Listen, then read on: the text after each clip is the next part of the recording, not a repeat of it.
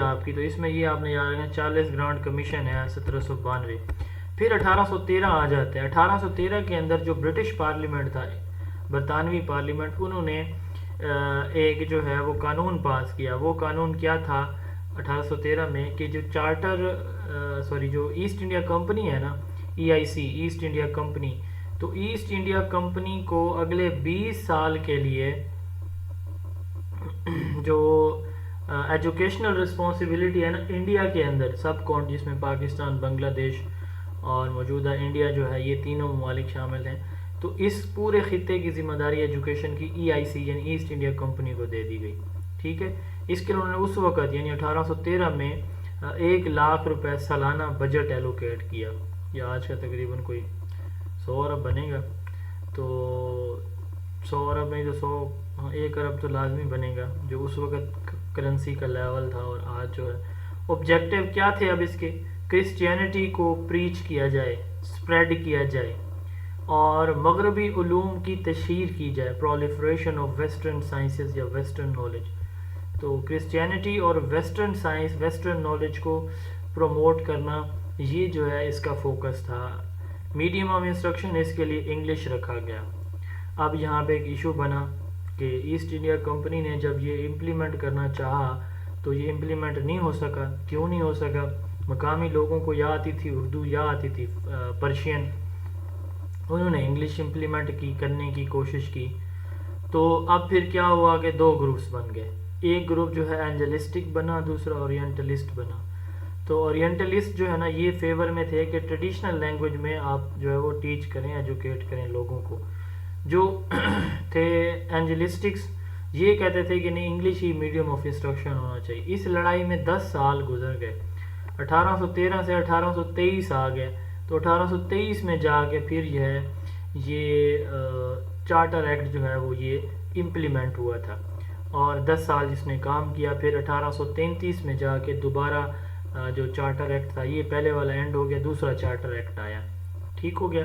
اب ادھر جب یہ 1823 میں، ایک تو 1823 میں جا کے اس نے ورکنگ سٹارٹ کی چارٹر ایکٹ کے تحت ایسٹ انڈیا کمپنی نے، اور دوسرا یہاں پہ انہوں نے بنائی general committee of public instruction 1823 کے اندر، ٹھیک ہے، کہ وہ ایسٹ انڈیا کمپنی کو یہ بنی تھی کہ وہ ایسٹ انڈیا کو کمپنی کو جو ہے وہ پریشرائز کرے، general committee of public instruction, کہ وہ جو ہے نا ویسٹرن جو ایجوکیشن ہے اس کو پروموٹ کرے، ٹھیک ہو گیا۔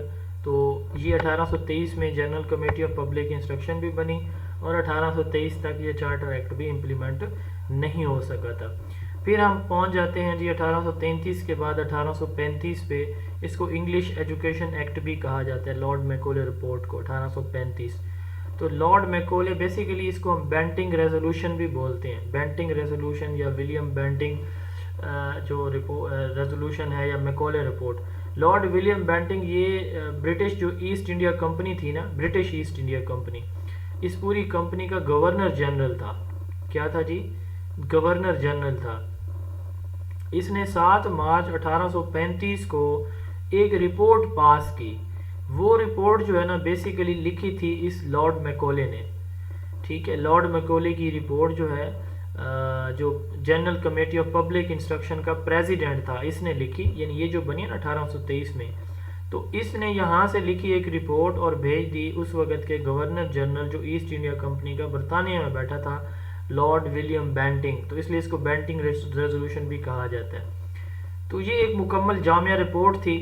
تو اس کے آبجیکٹیو کیا تھے؟ Proliferation of western and scientific knowledge and English literature and to produce clerk, removal of old education system of India. یہ 4 کی پوائنٹس تھے کہ ویسٹرن علوم اور سائنس کو پروموٹ کرنا، انگلش لٹریچر کو زیادہ سے زیادہ پڑھانا، پروڈیوس کلرک یعنی کرسچین مولوی یہ پروڈیوس کرنا، اور اولڈ ایجوکیشن سسٹم جو انڈیا کا چل رہا ہے، انڈیا کی تہذیب کو اس کا گلا گھونٹ دینا، ٹھیک ہے جی۔ اس لیے تو وہ بیچارہ جو ہمارے علامہ مودودی صاحب ہیں وہ پیٹتے رہے کہ وہ تو میس مرڈر ہے ویسٹرن جو ایجوکیشن ہے۔ تو بہرحال ہم سیدھے سادے مسلمان یہ سمجھتے ہیں کہ شاید جو ہے نا سائنس کو وہ کہہ رہے ہیں، وہ سائنس نہیں کہہ رہے ہیں، وہ اصل میں یہ کہہ رہے تھے کہ انگلش لٹریچر کو، اب انگلش لٹریچر میں جتنا فحش ہے، آپ میں سے اگر کسی کا انگلش ہے تو آپ لوگوں کو پتہ ہوگا، تو جتنی جو ہے نا بد تہذیبی جو ہمارے کلچر کی چیزیں اگینسٹ ہے وہ جتنی پڑھائی جاتی ہیں آپ سوچ ہی نہیں سکتے. تو اولڈ ایجوکیشن سسٹم کو ختم کرنا, یہ آبجیکٹو. یہ پاس کر دی کس نے؟ یہ رپورٹ بنا کے بھیج دی, پاس کر دی, ریزولوشن بنا دی بینٹنگ نے اسی کو. ٹھیک ہے جی, ریزولوشن پاس کر کے یہ جو ہے وہ انگلش ایجوکیشن ایکٹ بن گیا, اس کو امپلیمنٹ کر دیا انہوں نے. تو اس میں medium of instruction again English رکھا گیا, پرشین یا سنسکرت نہیں رکھی گئی. اس نے کہا یہ جو modern school system was brought to India originally by Lord Thomas Babington Macaulay. Lord Macaulay نے جو ہے وہ ماڈرن سسٹم جو انڈیا کے اندر آیا تھا یہی بندہ لے آیا تھا. تو اس نے ایک دفعہ کہا تھا کہ ایک سنگل شیلف جو یورپین لائبریری کا ہے وہ پورے جو انڈیا اور عربیہ کا لٹریچر ہے اس سے بھاری ہے. تو مطلب یہ شدید نفرت کرتا تھا انڈین کلچر سے یا انڈین لٹریچر سے یا ہمارے عربین یا مسلم کلچر لٹریچر سے. تو یہ میکولے رپورٹ آ گئی. تو اس میں اگین وہی بات ہے کہ ویسٹرن کو پروموٹ کیا جائے. پھر اس کے بعد جو ہے 1854 پہ ہم پہنچ جاتے ہیں. تو 1854 میں اس کو ہم وارنٹ آف سلیوری بھی کہتے ہیں. چارلس ووڈ اس وقت جو ہے پریزیڈنٹ تھا بورڈ آف کنٹرول کا. تو اب جو چارلس ووڈ ہے اس نے کیا کیا, اس کو میگنا کارٹا آف انڈین ایجوکیشن بھی کہا جاتا ہے. اس کو میگنا کارٹا آف انڈین ایجوکیشن یا پھر آپ اس کو کارنر سٹون آف ایجوکیشن بھی کہتے ہیں.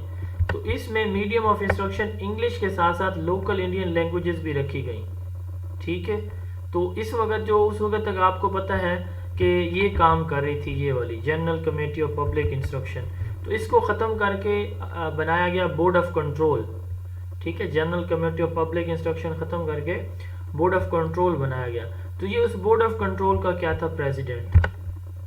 ٹھیک ہے, اچھا اسٹیبلشمنٹ اس میں دیکھیں کہ چارلس ووڈ جو ہے اس ڈسپیچ کے اندر 1857 میں 3 یونیورسٹیز بنانے کی سفارش پیش کی گئی تھی اور یہ بنی تھی ممبئی, کلکتہ اینڈ مدراس. یہ 3 یونیورسٹیز بھی بنائی گئی تھیں اسی ڈسپیچ میں. میڈیم آف انسٹرکشن انگلش اور انڈین لوکل لینگویج دونوں کو رکھا گیا. اور general committee of public instruction کو ختم کر کے ابولش کر کے بورڈ آف کنٹرول یہ لایا گیا. اس کا اگین جو آبجیکٹو تھا نا وہ یہی تھا کہ پروموٹ ویسٹرن نالج. ٹھیک ہے, اب جو ہے نا سر سید احمد خان بیچارے جو محنت کرتے رہے, کوشش کرتے رہے کہ وہ اس ویسٹرن علم کو انگلش کے بجائے اردو میں ٹرانسلیٹ کر کے دیتے رہے مسلم یوتھ کو. تو سائنٹیفک سوسائٹی کا یہی آبجیکٹو تھا 1863 میں انہوں نے جو بنائی تھی.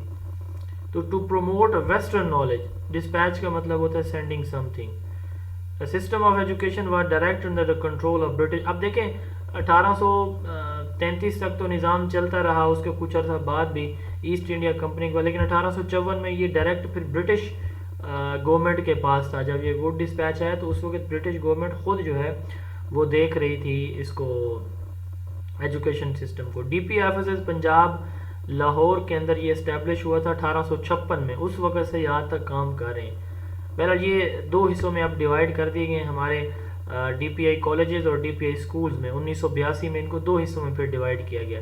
پھر جو ہے ان کو 1993 کے اندر جو اسکول کا تھا نا ڈی پی آئی, اس کو بھی 2 حصوں میں تقسیم کر دیا گیا, ڈی پی آئی سیکنڈری اور ڈی پی آئی ایلیمنٹری. آپ کو پتہ ہمارا اسٹرکچر چینج کیا گیا. ہمارے جو پرائمری اور مڈل اسکول ہے نا ان کے لیے الگ ڈی او ہوتا ہے, ڈسٹرکٹ ایجوکیشن آفیسر, اور جو ہائر سیکنڈری اسکول ہوتے ہیں ان کے لیے district education officer secondary education وہ الگ ہوتا ہے. تو اس طرح جتنے بھی پنجاب کے اندر اضلاع ہیں تو ان کے جو ڈی او ایلیمنٹری ہیں وہ ڈی پی آئی ای ایلیمنٹری ایجوکیشن کے انڈر آتے ہیں.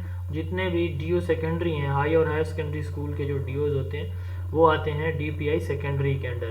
ٹھیک ہے, یہ 1993 میں یعنی 1856 میں بنائے گئے, آج تک کام کر رہے ہیں. لیکن تبدیلی یہ ہوئی کہ پہلے ان کو 2 کیٹیگریز میں ڈیوائڈ کیا گیا, 1982 میں ڈی پی آئی کالجز اور ڈی پی آئی اسکولز میں. پھر 1993 میں جا کے ان کو پھر اسکول والے ڈی پی آئی کو بھی 2 کیٹیگریز میں ڈیوائڈ کر دیا گیا تھا. اچھا, اس کے بعد 1882 آ جاتا ہے جی. اس کو ہنٹر کمیشن یا انڈین ایجوکیشن